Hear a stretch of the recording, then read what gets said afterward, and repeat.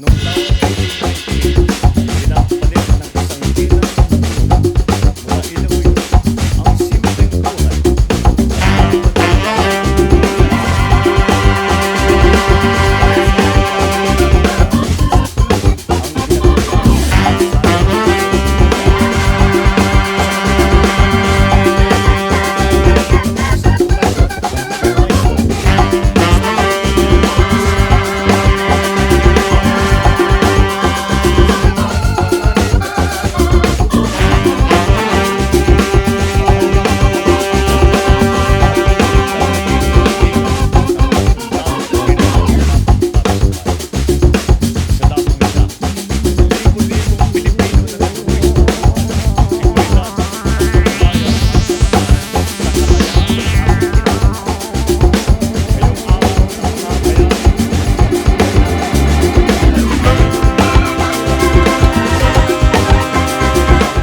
Ngunit naging mitya at apoy na bumuhay sa ating kasarinlan.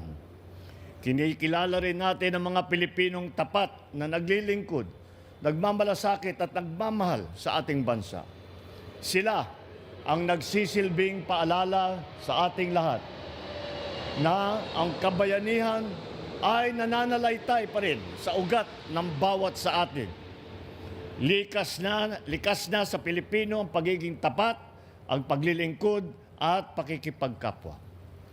Nakikita natin ito sa ating mga magsasaka, mga mangingisda, mga guro, healthcare worker, ating mga manggagawa.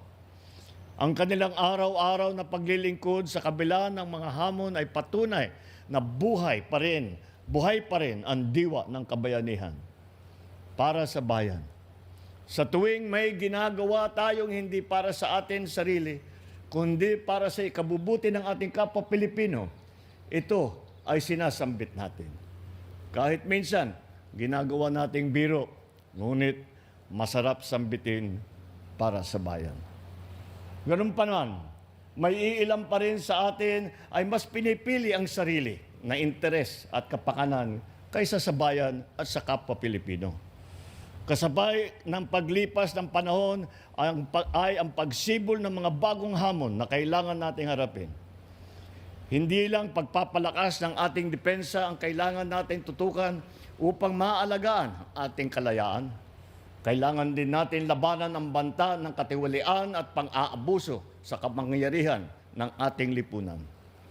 Dahil hindi lamang salapi ang kanilang ninanakaw, kundi pati ang kalusugan, pangarap, at kinabukasan ng mga susunod na henerasyon na Pilipino.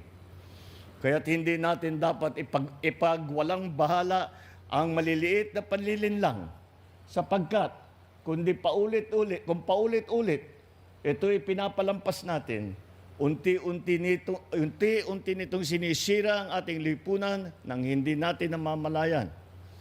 Bilang Pilipino, may pananagutan tayo sa ating bansa na maging mas mapanuri sa mga mali, na isiwalat ang panloloko at panindigan ang alam nating tama kahit hindi ito madali. Ito rin ay pagkakataon upang gisingin ang kamalayan ng kabataan tungkol sa kanilang tungkulin sa bayan. Gabayan natin sila upang maging mas mapanuri sila sa mga suliranin sa ating lipunan. Kung hindi natin maihahanda ang kabataan sa pagtatanggol sa ating kalayaan, ipinagkakanulo natin hindi lamang ang sakripisyo ng ating mga bayani, kundi pati na rin ang kinabukasan ng ating bansa. At sa hangaring ito ang pangako ng inyong pamahalaan. Hindi namin kayo iiwan. Pananagutin namin ang lahat ng sangkot sa anomalya at katiwalian. Ilalabas natin ang buo at pawang katotohanan at titiyakin natin hindi na mauulit ang kawalan ng respeto at malasakit sa taong bayan. Kaya't magtulong-tulong tayo upang labanan ng korupsyon, labanan ng pag-aabuso sa tungkulin, labanan ang pagyurak sa ating karapatan. Sapagkat ito lamang ang paraan upang matamasa natin ang mas maunlad, mas makatarungan at mas matatag na bagong Pilipinas. Mabuhay ang ating mga bayani, mabuhay ang sambayanang Pilipino. Maraming salamat po.